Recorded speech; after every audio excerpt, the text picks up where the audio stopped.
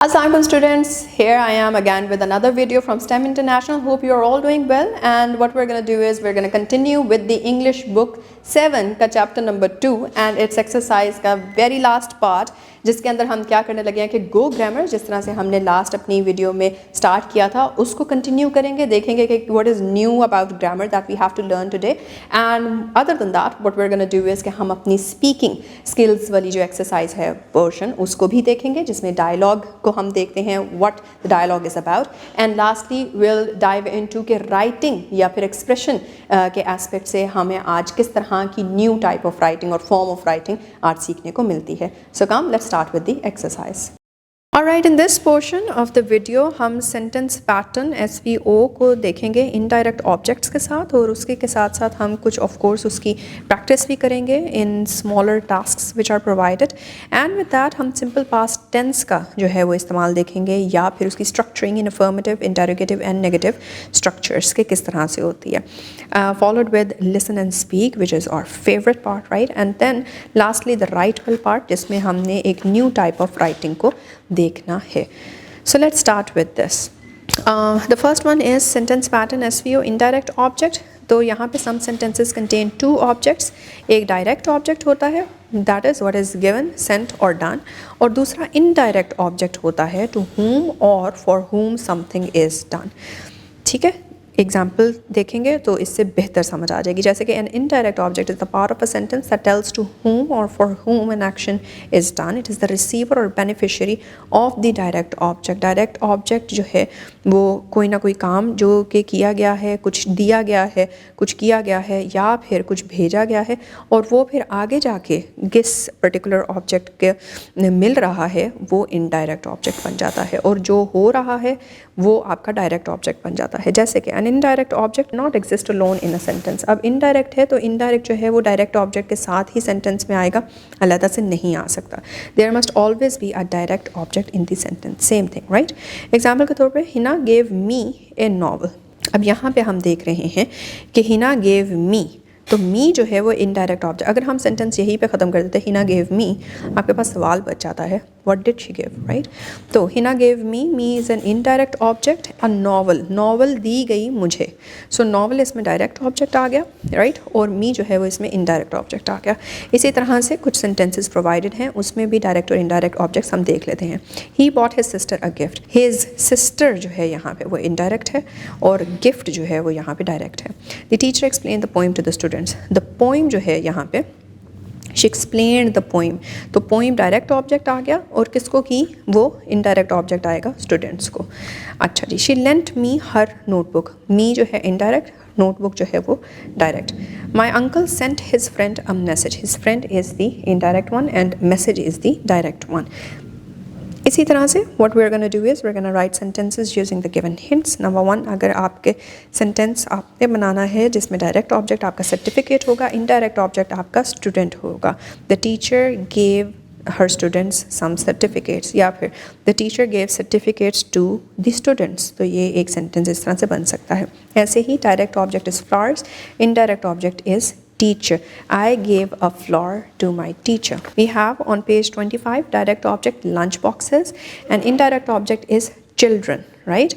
They gave lunch boxes to the attending children's. ये भी बन सकता है. और फिर इसके बाद डायरेक्ट ऑब्जेक्ट होमवर्क है, और इनडायरेक्ट ऑब्जेक्ट में मी है. The teacher gave me homework. और फिर उसके बाद इसी तरह से last direct object is book, indirect object is her. I gave her my book. इस तरह से what you are to do is come up with your own sentences so that you can add a bit of diversity and also practice coming up with your own creativity. Next, what we're going to step into is simple past tense. Simple past tense क्या है? It is used to describe an action that was completed in the past. ऐसी चीज़ जो कि past में होके ख़त्म हो गई, complete हो चुकी है, उसको हम अगर express करना चाह रहे हैं तो हमारे पास simple past tense का इस्तेमाल होता है. अब इसमें भी सेंटेंस स्ट्रक्चर में 3 तरह के स्ट्रक्चर्स आते हैं, affirmative, interrogative and negative. Affirmative sentences में हम देखते हैं subject is followed with the second form of verb, और साथ ही एंड पे आपका ऑब्जेक्ट आ जाता है. जैसे कि शी फिनिश्ड हर वर्क, तो हम वर्ब का सेकंड फॉर्म देख रहे हैं फिनिश्ड.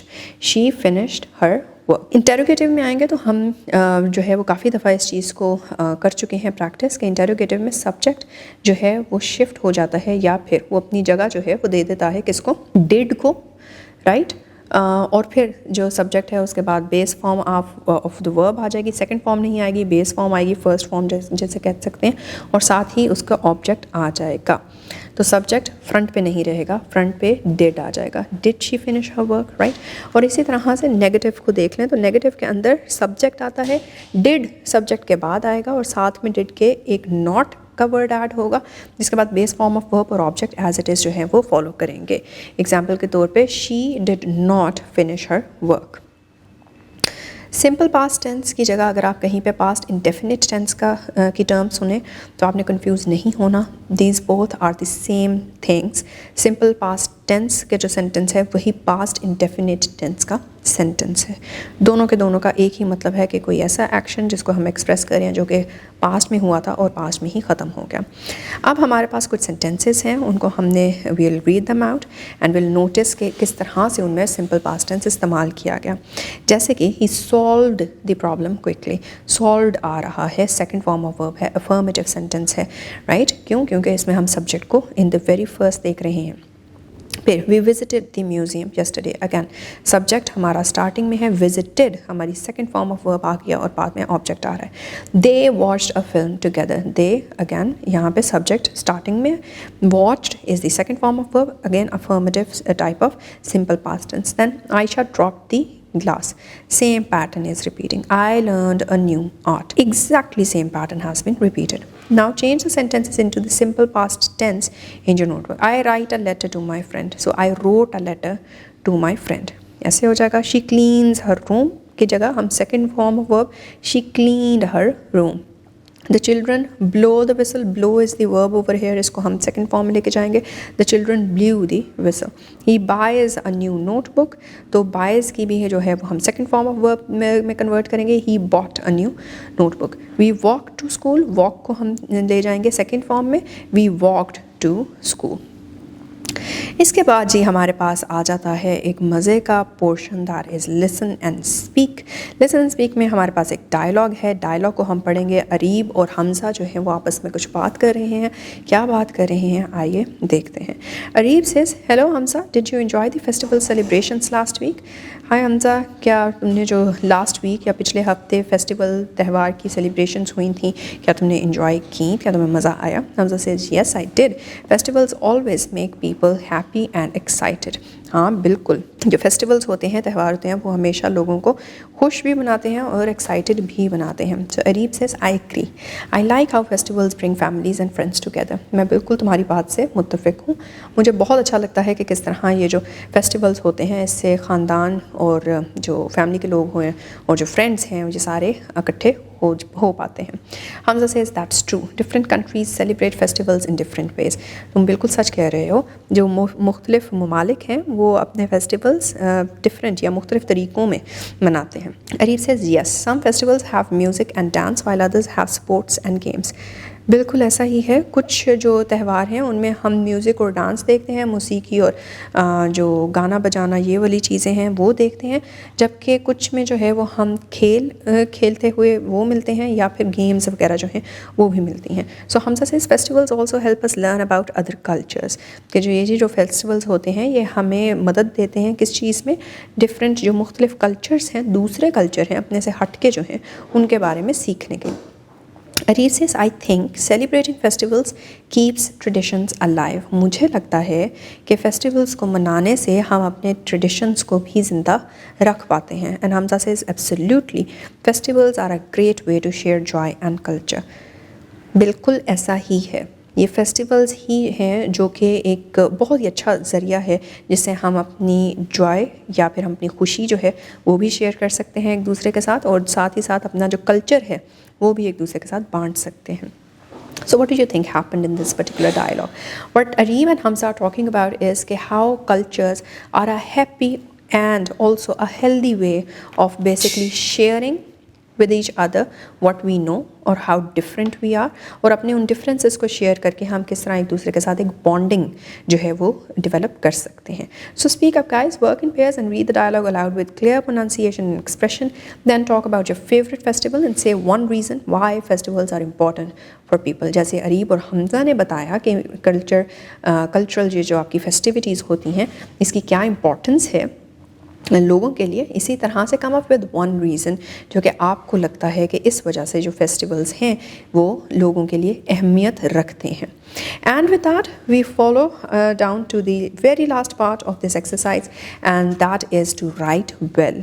सो हमने यहाँ पे क्या करना है, एक ड्राफ्ट का जो है समझना है कि ड्राफ्ट होता क्या है. Techniques to prepare a first draft. कुछ भी हमने लिखना हो, कोई भी पर्टिकुलर टाइप ऑफ पैराग्राफ है, ऐसे है, नैरेटिव है, रिपोर्ट है, व्हाट्सोएवर, हमें सबसे पहले एक ड्राफ्ट लिखना पड़ता है जो कि एक इनिशियल फॉर्म ऑफ राइटिंग होती है जिसमें मोस्टली आप अपने आइडियाज़ को कंसंट्रेट करते हैं और उसको बिल्कुल भी ग्रामेटिकली या अदरवाइज परफेक्ट होने की ज़रूरत नहीं होती.